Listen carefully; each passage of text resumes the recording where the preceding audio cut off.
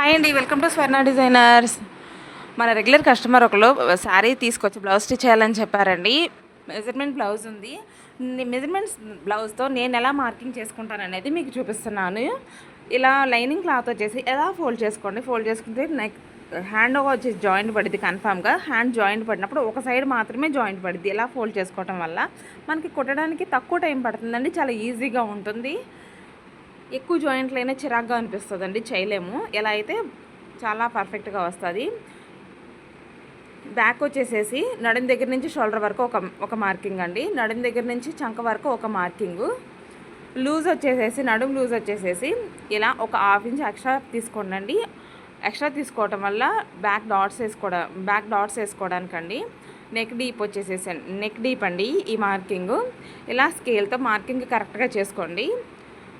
Chest వచ్చేసేసి measurement blouse reverse తిప్పి first stitch దగ్గర నుంచి అటు సైడ్ ఫస్ట్ స్టిచ్ వరకు కరెక్ట్గా పెట్టి మార్కింగ్ తీసుకోండి. మెజర్మెంట్ టేప్తో కొలుసుకోండి. వచ్చిన దాంట్లో సగం మార్కింగ్ చేసుకోండి.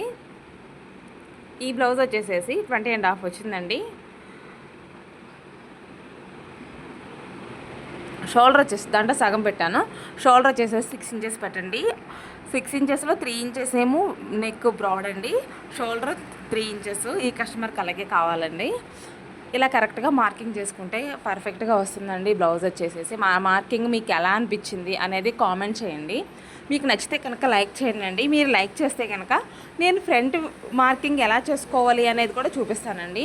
ఈ వీడియో మీకు ఎలా అనిపించిందండి కామెంట్ చేయండి. మీకు నచ్చినట్టయితే, మా కస్టమర్కి అయితే బాగా నచ్చుద్దండి, రెగ్యులర్ కస్టమర్ కాబట్టి. మా వీడియో నచ్చినట్టయితే ఒక లైక్ చేయండి. మా ఛానల్ సబ్స్క్రైబ్ చేసుకోండి. మీలో ఎవరికైనా స్టిచ్చింగ్ కావాలనుకుంటే కనుక మా వాట్సాప్ నెంబర్కి మెసేజ్ చేయండి.